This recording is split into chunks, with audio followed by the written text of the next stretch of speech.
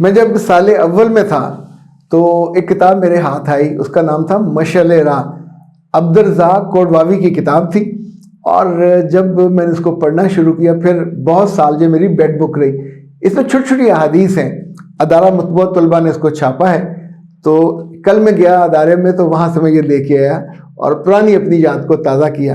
اچھا، اس میں ایک حدیث ہے، میں چاہتا ہوں کہ اس کو نہ صرف آپ بلکہ اپنے بچوں کو اور بہو کو بھی ضرور یہ سنانی بھی چاہیے، بتانی بھی چاہیے۔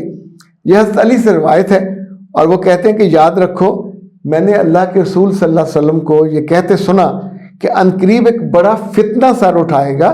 میں نے عرض کیا اس سے نجات کیسے ملے گی؟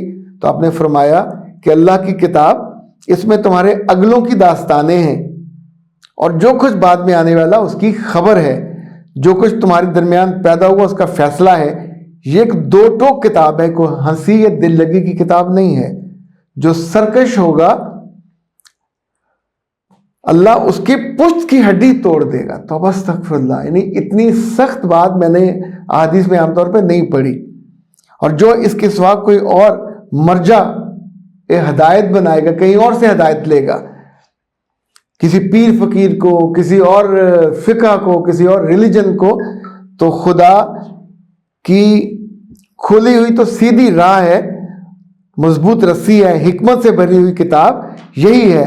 خدا کی کھلی ہوئی سیدھی راہ بھی یہی ہے، اس کے ہوتے ہوئے خواہشیں گمراہ نہیں ہوتی، اور نہ کبھی اس سے علماء آسودہ ہوتے ہیں، اور کتنے ہی تم پڑھو گے تمہاری سحری نہیں ہوگی۔